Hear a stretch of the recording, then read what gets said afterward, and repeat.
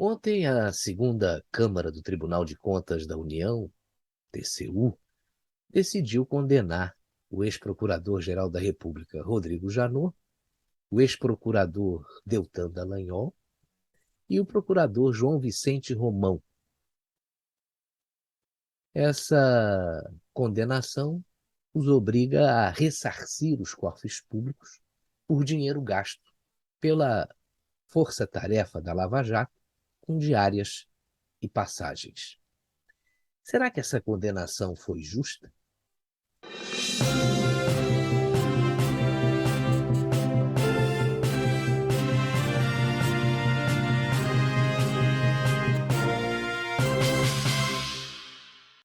Para o ministro Bruno Dantas, que foi o relator do processo, e o subprocurador-geral do Ministério Público de Contas, Lucas Furtado, houve irregularidades nos pagamentos das diárias e das passagens, em razão aí do dano aos cofres públicos. Se ter uma ideia, o ressarcimento deverá ser de cerca de 2,8 milhões de reais.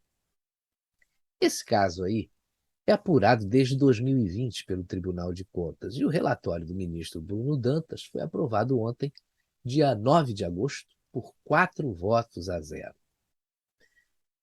Os ministros da segunda Câmara concluíram que o modelo da força-tarefa adotado pela Lava Jato foi antieconômico, porque causou prejuízo aos cofres públicos ao permitir o pagamento desproporcional e irrestrito de diárias, passagens, gratificações a procuradores.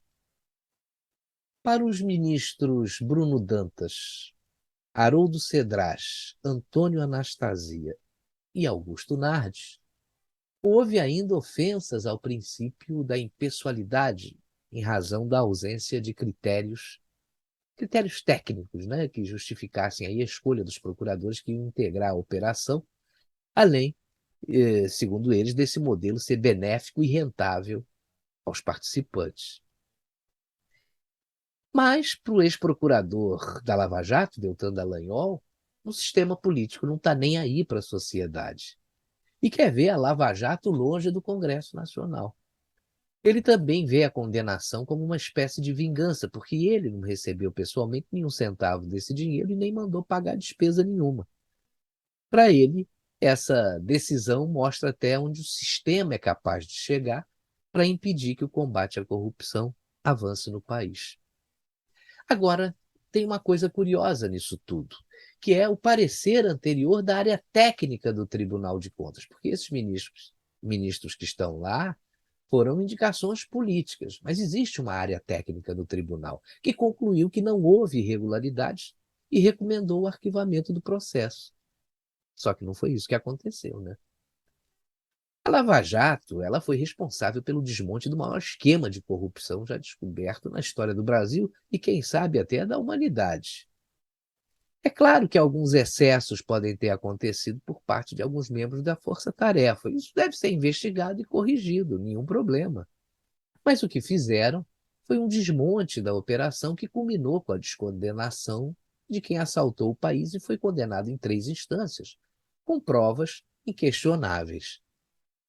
Mas é preciso que a gente conheça as pessoas que condenaram esses procuradores. Olha, só para ter uma ideia, os ministros do Tribunal de Contas da União, eles ganham mais com verbas de diárias do que com o próprio salário. O relator do processo, Bruno Dantas, por exemplo, recebeu R$ 43.517,52 em diárias para uma viagem a países da Europa e da Ásia entre 25 de fevereiro e 13 de março. Ele visitou órgãos de fiscalização em Varsóvia, na Polônia, em Riad, na Arábia Saudita, em Viena, na Áustria e em Paris, na França. Nesse período, ele recebeu 6 diárias e meia. Pra você ter uma ideia, no total, as viagens do ministro Bruno Dantas entre janeiro e maio deste ano consumiram R$ 261.400. Ele é o líder no ranking das despesas com passagens e diárias no órgão. Só esse ano segundo o site Metrópolis, ele viajou 20 vezes para o exterior.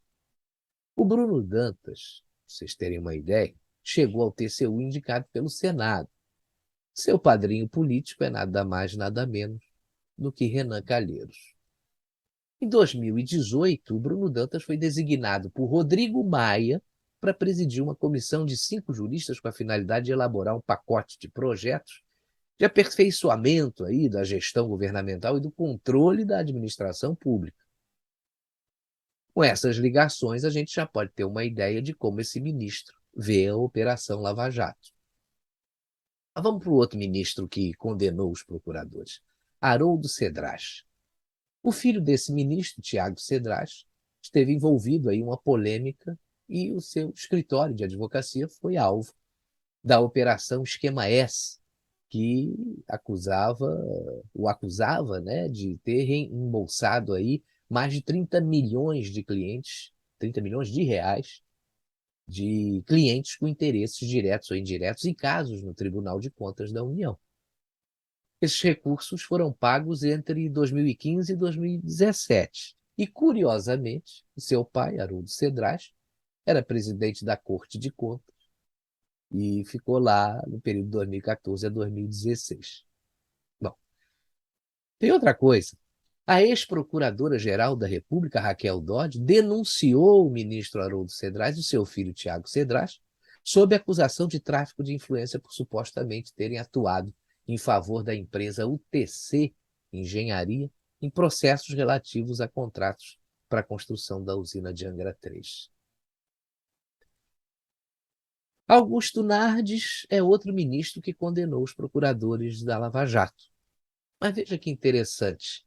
Nardes foi deputado federal e foi eleito 3 vezes consecutivas, mas na última vez pelo PP, que é o partido com o maior número de políticos denunciados pela Operação Lava Jato ao Supremo Tribunal Federal, com 32 investigados no total. Ao ser indicado pela Câmara dos Deputados para a vaga no TCU, ele recebeu o apoio de Severino Cavalcante, que renunciou ao mandato para escapar de um processo de cassação por suposto envolvimento em um esquema de pagamento de propina chamado mensalinho, você lembra? E também por nepotismo. A ficha de Nardes, antes de ingressar no TCU, tem alguns pontos polêmicos. Um deles é que ele foi processado por crime eleitoral pelo Procurador-Geral da República na época, Cláudio Fonteles, que o denunciou, né, por ter omitido doação eleitoral. Mas existem também várias reportagens aí dos jornais Folha de São Paulo e o Estado de São Paulo que revelaram que o Ministério Público Federal em Brasília, que comandava a Operação Zelote, apurou indícios do envolvimento de Nardes no esquema de corrupção no Conselho Administrativo de Recursos Fiscais, o CARF. Por ser ministro do TCU, Nardes só pode ser investigado e processado com autorização do STF. Agora, tem uma outra denúncia contra esse ministro. Em delação premiada, o ex-subsecretário de Transporte do Rio, Luiz Carlos Veloso, afirmou que o ministro Augusto Nardes, TCU, girou 1.200.000 na corretora Advalor, alvo da Lava Jato. A delação do Luiz Carlos Veloso foi homologada pelo ministro do Supremo Tribunal Federal, Dias Toffoli. E o último ministro que votou pela condenação dos procuradores da Lava Jato foi o Antônio Anastasia. Quando ainda era senador, Antônio Anastasia era do PSDB de Minas Gerais, ele foi investigado em um inquérito autorizado pelo ministro do Supremo Tribunal Federal, Edson Fachin, a pedido do procurador da República, Rodrigo Janot, que ele denunciou, né, o ministro na época. Quer dizer, ele foi citado em um dos 5 inquéritos que tratam do também ex-governador e senador mineiro Aécio Neves, também era do PSDB. A PGR, na época, fez o pedido com base nas delações dos executivos da Odebrecht. Então, eu vou chegar aqui a uma conclusão. O Rodrigo Janot, Deltan Dallagnol e João Vicente Romão, eles contribuíram muito com a Operação Lava Jato, isso é indiscutível. Essa operação colocou muita gente na cadeia e recuperou bilhões de reais para os cofres públicos. Eles podem ter até cometido eventuais erros ao longo desse processo, mas serem condenados por esses ministros com esses respectivos prontuários, aí não dá, né? Todos os 4 ministros podem ser considerados suspeitos para sentenciar esses procuradores. Se a gente tivesse um país sério, isso jamais teria acontecido. Aí você vê como é difícil lutar contra o estabelecimento corrupto e aparelhado. Mas outubro está chegando, né? E vai ser a hora em que a população brasileira vai decidir que destino quer para o Brasil. Continuar com esses cartórios ou eliminar os cânceres que estão matando o país antes da metástase, né? Se você quer mudar isso que está aí, você já sabe em quem deve votar.